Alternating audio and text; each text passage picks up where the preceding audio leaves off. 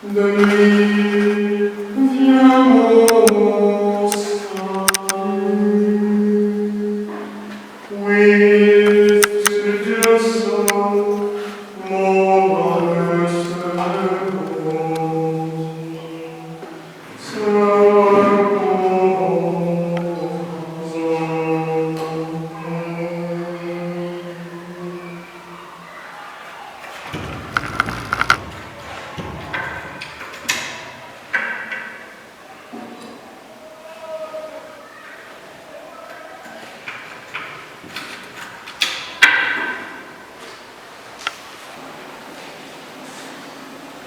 dans les documents conciliaires du Concile Vatican II, Sacrosanctum Concilium, ces documents consacrés sur la liturgie, ces documents donnent cette affirmation que l'Eucharistie, qui n'est rien d'autre, d'après son étymologie en grec, action de grâce, je vais revenir là-dessus. L'Eucharistie est source et sommet de la vie chrétienne. Parmi le Saint-Sacrement, il y a encore un sacrement qui a été défini de cette manière, source et sommet de la vie chrétienne. Ça veut dire la source. Vous voyez déjà que la source c'est Dieu lui-même. Et nous pouvons appliquer les prologues de Saint Jean à cette affirmation. Avant tout, c'était l'Eucharistie. L'Eucharistie était Dieu. L'Eucharistie était avec Dieu. Alors, dans l'Eucharistie, si l'Eucharistie est source et sommet de la vie chrétienne, tout nous est donné dans l'Eucharistie. Tous les trésors du ciel sont réunis dans l'Eucharistie. Le salut est communiqué dans l'Eucharistie. La réconciliation est communiquée dans l'Eucharistie. Le pardon est obtenu alors dans l'Eucharistie. Toutes les grâces nous viennent par l'Eucharistie comme source et sommet de la vie chrétienne. Le Saint curé d'Ars disait ceci: si nous prêtres nous savions ce que c'est la messe, nous pourrons donc mourir de joie tant que nous sommes sur cette terre. Effectivement, Dieu nous plonge un peu dans cette grâce d'aveuglement pour que nous ne puissions pas voir avec l'œil de la foi ce qui se passe dans l'Eucharistie. Je me rappelle notre Père David du Saint-Sacrement, les jours de sa première messe, il s'appelle David du Saint-Sacrement. Alors, les participants, ceux qui avaient participé à sa première messe, lorsque, vous savez, quand vous êtes prêtre de votre première fois, la première messe, vous tremblez. Moi, je me rappelle le Père Paul-Marie qui m'avait accompagné pour ma première messe. J'ai tremblé tellement, j'avais du mal à saisir Jésus parce que c'est un grand mystère. Le Père Paul-Marie, en fait, il soutenait mes mains, il accompagnait, j'ai tremblé tellement. Et il me disait, mais ressaisis-toi, tiens. Alors, le Père David du Saint-Sacrement, lorsque sa première messe, il avait brandi Jésus pendant la consécration, les gens voyaient comme si ces Jésus se multipliait. C'était une grande hostie et il y avait un grand rayon. Il y avait une femme à Biennat qui a crié: oh, qu'est-ce que tu nous fais voir là? Alors je dis, chers frères et sœurs, si nous voyons ce qui se passe dans l'Eucharistie avec les jeux de la foi, peut-être que nous allons à un certain moment nous retirer. Vous voyez, tout un Dieu, les dieux grands, l'oméga, les premiers, les derniers. Non seulement il s'est incarné, non seulement il a vécu toutes les conditions humaines, excepté le péché, mais il a voulu prendre les apparences de pain et de vin qui deviennent son corps et son sang pour se donner à chacun d'entre nous. Oh, quel grand mystère! Quel mystère admirable! Les dieux qui se donnent aux hommes en prenant les images de pain, de vin qui deviennent son corps et son sang. Dans l'Eucharistie, il y a plusieurs dimensions. Si il faut développer toutes les dimensions, nous n'allons pas sortir ici, mais je voudrais prendre avec vous juste les 3 dimensions. L'Eucharistie, première dimension, comme action de grâce. L'Eucharistie comme repas. L'Eucharistie comme sacrifice. Voilà les 3 dimensions de l'Eucharistie. Je pourrais d'abord ajouter 4e dimension dont je ne pourrais pas vraiment parler, développer, mais nous allons vivre l'Eucharistie comme lieu de notre adoration et qui rejoint le premier commandement. Tu adoreras un seul Dieu de tout ton cœur, de toute ton âme, de toutes tes forces. D'abord l'Eucharistie comme action de grâce. Quand nous venons à l'Eucharistie, action de grâce d'abord de Jésus, action de grâce de l'Église, action de grâce des apôtres, parce que c'est à eux que Jésus a donné ses commandements. Faites ceci en mémoire de moi. Et quand vous ferez ceci, vous annoncez ma mort et ma résurrection jusqu'à ce que je revienne dans la gloire. Et tant que l'Église, Jésus n'est pas encore revenu dans la gloire, la plénitude de la gloire, chers frères et sœurs, l'Église continuera à obéir à ses commandements. Faites ceci en mémoire de moi. L'Eucharistie comme action de grâce. Alors, Jésus d'abord rend grâce au Père. Le Père qui l'a tant aimé et le Père qui lui demande de pouvoir livrer sa vie pour le salut du monde. Jésus rend grâce parce que à travers l'Eucharistie, il donne son corps et son sang. C'est un sacrifice et le Père agrée cette action-là de grâce. Et parce que Dieu agrée l'Eucharistie, l'action de grâce de Jésus, Jésus rend grâce parce que sa prière est exaucée par Dieu le Père. Et quand nous venons dans la messe, nous venons participer à l'Eucharistie, nous rendons grâce, nous d'abord, pour les dons de son Fils. Parce que l'Eucharistie est avant tout les dons du Fils de Dieu. Il donne son corps, il donne son âme, il donne son esprit, il donne son sang dans l'Eucharistie pour que nous ayons le pardon du péché. Et là, nous rendons grâce. Qu'est-ce que c'est cette action de grâce? Nous ne disons rien d'autre que merci. En hébreu, c'est Toda. Ça veut dire, nous te disons merci Seigneur notre Dieu. Ça, c'est la première dimension de l'Eucharistie. Ne revenez pas, ne sortez jamais de la messe sans avoir dit merci. Quand nous recevons Jésus et qu'il entre au-dedans de nous, waouh, nous avons l'éternité au-dedans de nous. Nous avons la vie éternelle au-dedans de nous parce que Jésus se donne. Alors, quand nous le recevons, ce n'est pas le moment d'aller juste s'asseoir et commencer à penser de gauche à droite. Jésus dit, mais attends, pourquoi tu m'as reçu? Si tu ne peux jamais me dire merci. C'est l'action de grâce par excellence. Mes chers frères et sœurs, si quelqu'un te donne de l'argent, qu'est-ce que tu vas lui dire? Qu'est-ce que tu vas lui dire? Merci. Si quelqu'un te donne un cadeau, tu vas lui dire merci.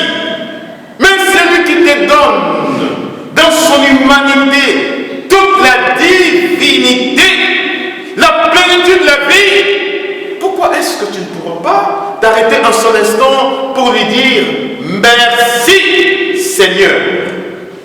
Voyez comment est-ce que parfois nous sommes des ingrats et quand nous venons à la messe, nous ne disons pas merci au Seigneur, c'est de l'ingratitude. Quand vous confessez, est-ce qu'il vous arrive de vous confesser, n'avoir pas dit merci au Seigneur un jour pour les dons de son corps et de son sang? Vous voyez, les psaumes 115, je les verrai, la coupe du salut, et j'invoquerai les noms du Seigneur. Kikombe kile kinachobarikiwa ni ushariki wa damu wa Yesu Kristo. Mimi nitampa Bwana wangu nini kwa mema yote aliyonitendea.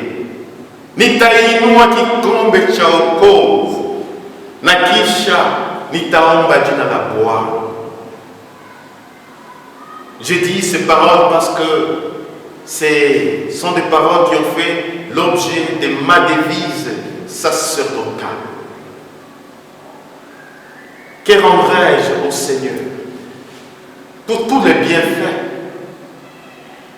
Tous les bienfaits qu'il m'a fait. La réponse, c'est une question. Je leverai la coupe du salut et j'invoquerai les noms du Seigneur. Savoir rendre grâce. Rendez grâce au Seigneur car il est bon, car éternel est son amour. Que le dise la maison d'Israël, éternel est son amour. L'Eucharistie comme action de grâce. L'Eucharistie comme repas. Deuxième dimension. Vous savez, chers frères et sœurs, quand nous venons à l'Eucharistie, nous mangeons. Nous mangeons des petits bouts de pain. Nous communions peut-être aux des espèces, au corps et au sang de Jésus. Mais ces petits bouts de pain-là ne nous rassasient pas physiquement, mais c'est un repas à la fois physique, mais à la fois spirituel. Lorsque nous prenons le repas, nous ne voyons pas les vitamines qui sont dans ce repas-là. Peut-être que nous voyons la consistance matérielle, mais quand ce repas entre au-dedans de nous, il produit des vitamines qui nous donnent la bonne santé, telle que l'Eucharistie. Quelles sont les vitamines de l'Eucharistie? Mes bien-aimés, c'est toutes les vertus que nous pouvons recueillir dans l'Eucharistie. C'est tous les dons que nous pouvons recueillir dans l'Eucharistie. Et alors, nous devenons de plus en plus en bonne santé parce que nous consommons, nous avons à travers ce repas la divinité au-dedans de nous. Il y a eu une mystique, Marthe de Robin, qui a marqué la naissance de beaucoup de communautés nouvelles. Notre fondateur Ephraïm, lorsqu'il était dans les doutes de fonder la communauté des béatitudes, il est allé voir Marthe de Robin. Marthe Robin lui a dit juste une seule phrase. L'assurance est revenue. Pour Marthe Robin, l'Eucharistie, c'était avant tout un repas pendant 50 ans. Et non manger autre chose dans son lit que l'Eucharistie. Je vais vous donner des témoignages. Il y a un témoignage très frappant. Vous savez, Marthe Robin, lorsqu'on lui a porté l'Eucharistie, elle ne communiait pas comme ça, on lui donne sous la langue. Alors, tellement qu'elle a vécu cela, lorsque Jésus est dans le main du prêtre, Jésus s'envolait, je dis bien littéralement, de la main du prêtre et s'est précipité dans la bouche de Marthe Robin. Un jour, c'était Monseigneur Maurice Bonapoissy, évêque, ex-évêque des Danois, qui m'a donné ce témoignage. Je revenais de Château des Galords Marthe Robin, nous avions eu une retraite de prêtres. Je suis revenu, donc j'ai dû partager. Il dit, ah mon père, c'est un lieu de grâce. Avant que je sois ordonné évêque, j'étais des passages par là, j'ai participé à la messe, et à la fin de la messe, voilà les prêtres qui avaient célébré la messe, mais donc Jésus en disant, va donner à Marthe Robin. C'est un témoignage que l'évêque des Dalois m'a donné. Il a pris Jésus, il est allé, Marthe Robin, quand nous avions visité sa chambre. Elle ne devait pas être grand détail, il était peut-être comme ça parce que son lit était très petit. Et c'était dans ce lit que nous avons visité dans sa chambre. Alors, lorsque Monseigneur est arrivé, il a frappé parce que la porte était fermée. Il a frappé à sa grande surprise. Lui, il vient d'un fin fond du village de la Côte d'Ivoire, qui n'avait jamais vu Marthe Robin, que Marthe Robin ne connaissait pas. Et Marthe Robin, quand il a frappé, elle répond à l'intérieur, Maurice Conat-Poissy entre avec l'ordre que. Alors lui, il tremble. Comment m'a-t-elle connu? Alors, Maurice Conat-Poissy qui entre en tremblant devant cette musique. Alors elle commençait peut-être à dire, vous savez, toutes les formules avant de pouvoir recevoir Jésus, les confiteurs, les demandes de pardon. Mais il s'est aperçu, juste quand il voulait donner Jésus, Jésus n'était plus dans sa main. Il voulait le trouver pour voir si Jésus est tombé. Et Marthe Robin lui a dit, ça y est, ne t'en fais pas, il est déjà au-dedans de moi. Quand Jésus s'est envolé de la main de l'évêque, de Monseigneur Maurice Conat-Poissy, qui n'était pas encore évêque, il ne s'est même pas rendu compte. Alors, Marthe Robin lui a dit, ne t'en fais pas, il est déjà au-dedans de moi. Maurice Conat-Poissy, que Dieu te bénisse parce que tu m'as apporté Jésus. Retourne chez toi. Et parce que tu m'as apporté Jésus, Dieu te gratifie des dons. Il y aura des événements dans ta vie. Tu seras ordonné évêque. Il a donné même le nom où il a été évêque. Il a donné le nom du village. Et après, tu as deux sœurs qui sont musulmanes parce que tu seras ordonné évêque. Ces deux sœurs-là vont se convertir au christianisme et deviendront chrétiennes catholiques. Mais Dieu les a condamnées dans ton village. Retiens cette parole. Au revoir. Monseigneur Maurice Conat-Poissy, en fait il n'était pas encore vrai, il est sorti, son cœur battait, boum, boum, boum. J'ai rencontré une sainte qui m'a dit, après, lorsqu'il arrive en Côte d'Ivoire, 3 mois plus tard, il a été ordonné évêque. Il est allé dans son village pour dire la messe, remercier le Seigneur. Il arrive dans son village, il y avait tous les vieux baoulés là, les bons et les mauvais. Il y avait aussi beaucoup de sorciers qui avaient des puissances. C'est lui qui m'a raconté ceci. Et quand il a fait la possession avec le Saint-Sacrement dans son village, et quand tu brandissais Jésus, ces sorciers-là voyaient la lumière qu'il est persécuté. Alors il commençait à dire pendant la possession, laisse-nous, ta puissance est trop forte, jamais vu.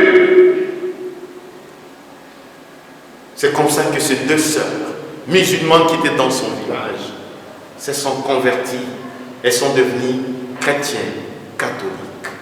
Des prophéties de Marthe Robin se sont accomplies. L'Eucharistie comme repas. Troisième dimension, l'Eucharistie comme sacrifice. C'est Saint Thomas d'Aquin qui dit l'Eucharistie est vraiment sacrifice en vertu des paroles même de l'institution. Jésus a dit, prenez et mangez, ceci est mon corps. Prenez et mangez, ceci est mon corps. livré pour vous.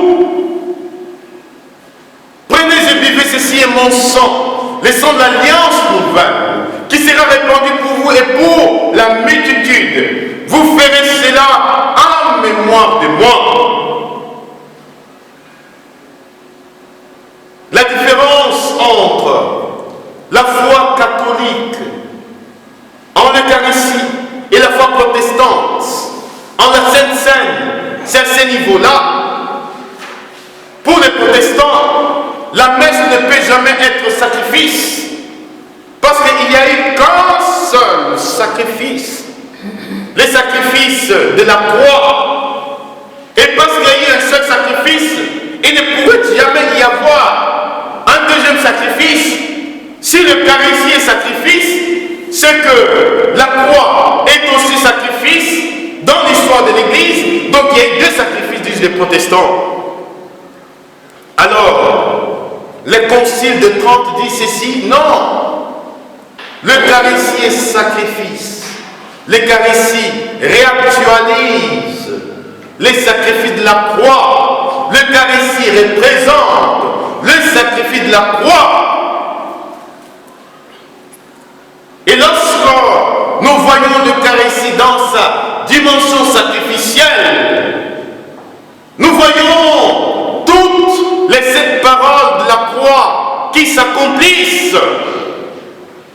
Père, entre tes mains, je remets mon esprit, a dit Jésus sur la croix. Tout est accompli. Pardonne-leur car ils ne savent pas ce qu'ils font. Aujourd'hui, tu seras avec moi dans le royaume de Dieu. J'ai soif. Toutes ces paroles que Jésus a accomplies, a prononcées sur la croix, ça s'accomplit dans l'Eucharistie, dans sa dimension sacrificielle. Dans l'Eucharistie, alors, nous différencions 4 sortes de sacrifices. Il y a d'abord les sacrifices expiatoires. Sacrifice expiatoire, ça veut dire, ce sont d'abord les 4 sacrifices, sont des sacrifices qui se sont accomplis dans l'Ancienne Alliance. Les sacrifices expiatoires, c'est un sacrifice. Le prêtre offrait pour obtenir le pardon de péché. Il expiait les péchés du peuple d'Israël. Ça s'appelle sacrifice expiatoire. Deuxième sacrifice, le sacrifice d'Holocauste. La victime devait être brûlée entièrement. C'est l'Eucharistie dans sa dimension des sacrifices, mais comme Holocauste. Troisième sorte de sacrifice, l'Eucharistie comme sacrifice de communion. Dans l'Ancienne Alliance, lorsque deux tribus étaient en conflit, on voit aussi les fondements de nos traditions. Lorsque vous êtes en conflit avec quelqu'un et que vous réconciliez, vous lui offrez le repas. Le repas devient donc comme signe de la réconciliation. Vous mangez ce repas. Alors vous voyez, comme je vous ai dit, l'Eucharistie dans sa dimension de repas. Quand nous venons ici, en quoi est-ce que l'Eucharistie est mystère? Mes chers frères et sœurs, si tu as un ennemi dans cette assemblée, tu ne peux pas manger avec cet ennemi sur la même table. Ça s'est fait dans nos maisons. Ça s'est fait même dans le monde religieux. Mais regardez l'Eucharistie dans sa dimension de repas. Quand nous venons, notre seule table, c'est l'autel. Que tu sois mon ennemi ou pas, tu viens communier. Tu viens manger au repas du Seigneur. Et l'Eucharistie dans sa dimension sacrificielle, comme communion, c'était d'abord un repas qui avait pour but la réconciliation de deux clans ou de plusieurs tribus, ils prenaient le repas, ils prenaient le vin ensemble. Et c'est ce que nous vivons dans cette célébration eucharistique. L'Eucharistie comme sacrifice alors de louange et d'action de grâce. Vous voyez, chers frères et sœurs, c'est 5 sortes de sacrifices. 5e, louange et action de grâce. En fait, d'abord louange et action de grâce. Alors, à travers le jeudi saint, Jésus-Christ a accompli à travers les dons total de sa vie tous les sacrifices de l'ancienne alliance. Et il y a accomplissement et dépassement. Retenez très bien ces expressions. Quand on dit Jésus a accompli, Jésus ne peut jamais accomplir sans dépasser. Il y a accomplissement de l'ancienne alliance, mais il y a aussi dépassement parce qu'il apporte toujours la nouveauté. Eucharistie, source et sommet de la vie chrétienne. Nous allons maintenant voir la 5e dimension de l'Eucharistie. L'Eucharistie dans sa dimension d'adoration, qui rejoint donc le premier commandement. Tu adoreras le Seigneur ton Dieu de tout ton cœur, de toute ton âme, de toutes tes forces. Tu l'aimeras. Dans le mot adoration, les jours où je vous ai donné l'enseignement sur le premier commandement, adoration, il y a 2 mots en latin, ad et oris. Ad c'est vers, oris c'est bouche. L'adoration, c'est donner un baiser. Alors, on donne le baiser avec sa bouche. La bouche est entourée de 2 lèvres, la lèvre supérieure et inférieure qui renvoie à la divinité et à l'humanité. Et dans cette adoration, on dirait que la divinité s'unit à notre humanité pour ne faire qu'une seule réalité. Que tout à nous l'adore, parce qu'il n'est que don. Que tout à nous l'élève. Nous allons prendre donc un petit temps d'adoration du Saint-Sacrement ici, une adoration, intercession. Nous allons donc porter au monde, à Jésus, le monde entier, dans toute sa souffrance, et demandons à Jésus, dans l'Eucharistie, les sources et sommets de la vie chrétienne, de déverser sur nous tous les trésors du ciel. Amen. Amen.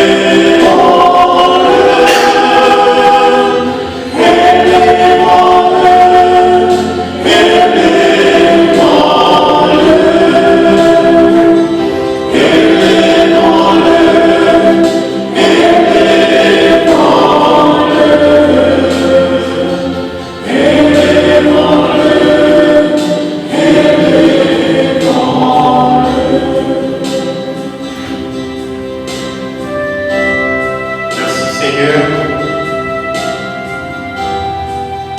d'être présent. Nous entrons dans ta présence, parlons de présence. Nous t'apportons, Seigneur, tout ce que nous sommes, tout ce que nous avons. Oh Jésus, merci pour ces dons inestimables de ton corps, de ton sang à l'humanité. Comment te rendre grâce? Tu n'as pas donné quelque chose à l'extérieur de toi-même. Tu t'es donné. À travers ces dons merveilleux, c'est toute ta vie que tu as livrée dans nos mains. Merci de traverser notre histoire, de rejoindre notre histoire. Tu as rejoint l'histoire des amours. Et aujourd'hui, tu continues à nous rejoindre à travers les dons de ton corps. Jésus nous a dit dans ta parole que tu seras avec nous jusqu'à la fin du temps. L'Eucharistie nous le rappelle, l'adoration nous le rappelle. Tu habites le cœur de l'homme par le don de la foi. Nous t'apportons le monde, nous t'apportons que cet hôtel, ton Église. Nous t'apportons, Seigneur notre Dieu, l'humanité en souffrance. Jésus, souviens-toi que tu as tout accompli. C'était nos maladies que tu portais, nos douleurs dont tu as été accablé. Et nous autres, nous t'estions frappés, châtiés des dieux. Des châtiments qui nous rendent la paix. Et sur toi, c'est dans tes plaies, Jésus, que nous trouvons notre guérison. Reçois l'humanité qui crie vers toi. Reçois l'humanité troublée, traumatisée. Reçois les cris de tes enfants. Entends-le, écoute-le. Merci pour ton regard bienveillant sur l'humanité. Tu es ce Dieu qui détourne jamais son regard de ce que nous sommes, si impurs que nous soyons. C'est parce que tu aimes les hommes que tu détournes ton regard. Tu fermes tes yeux sur les péchés parce que tu les aimes. Reçois le gémissement ineffable. Reçois le murmure de notre cœur. Nous avons été en dehors de toi, mais toi tu es resté toujours au-dedans de nous. Nous avons été loin de nos églises, de nos chapelles. C'est pas pour autant que toi tu es éloigné de nous. Tu nous as appris d'autres modalités, comment te rejoindre, oh Dieu. Aujourd'hui, dans cette adoration, nous te disons merci.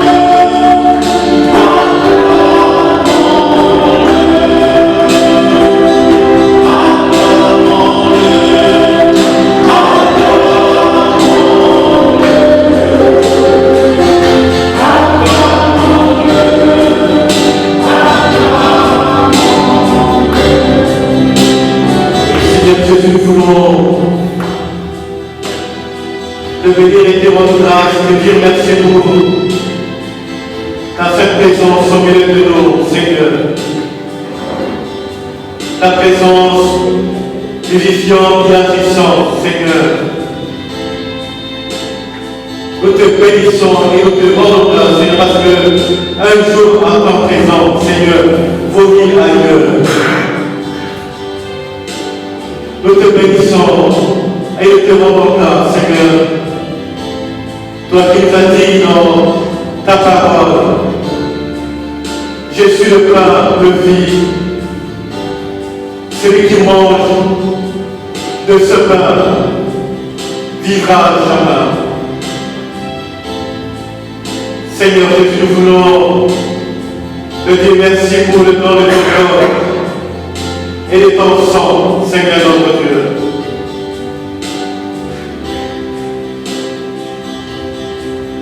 Merci de te révéler à chacun de nous, Seigneur.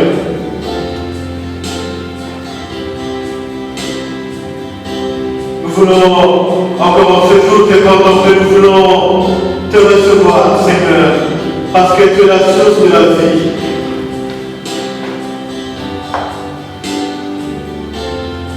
Te supplions encore en ce jour, Seigneur, de nous remplir, Seigneur, de cette vie-là, Seigneur. Remplis notre monde, Seigneur, de cette vie, Seigneur. Et nous voulons te confier d'une manière particulière, Seigneur, tous les chrétiens, Seigneur, qui n'ont pas eu l'occasion, Seigneur, de te recevoir pendant ces temps de confinement, Seigneur. Te supplions de les mettre là où ils sont, Seigneur. Nous te bénissons, Seigneur, parce que tu es bon pour chacun de nous, car l'éternel est ton amour. Et gloire et rose à toi, Seigneur.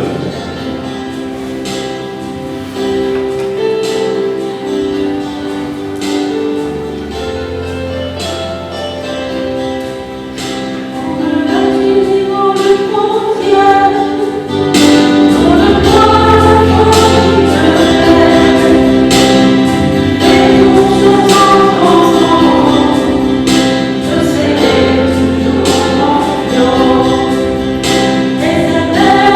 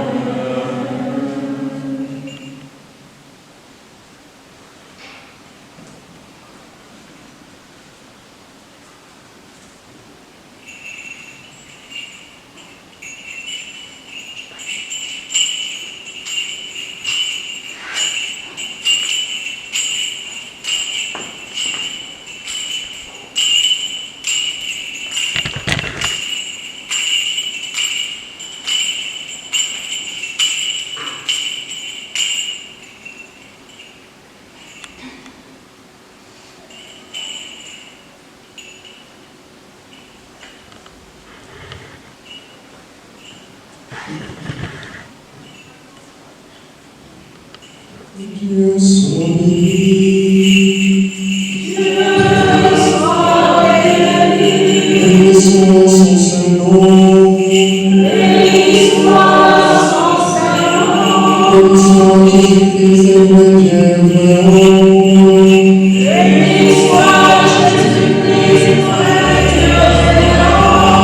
béni soit le nom de Jésus.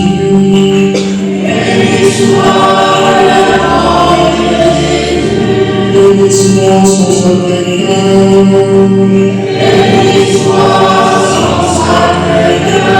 Béni soit son précieux sang.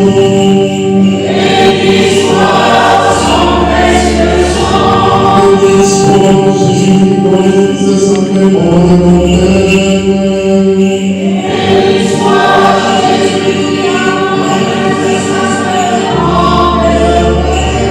Béni soit l'Esprit Saint, son Père.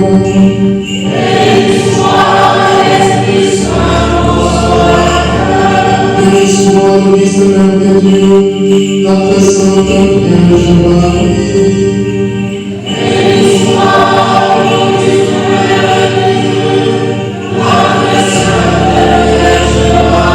Béni soit sa sainte immaculée conception.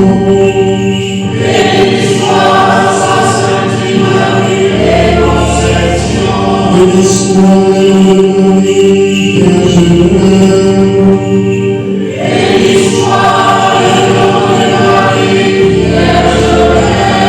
Béni soit sa glorieuse Assomption.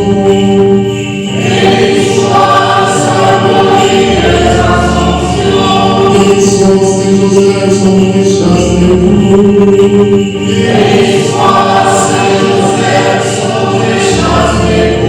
Béni soit Dieu dans ses anges, dans ses saints.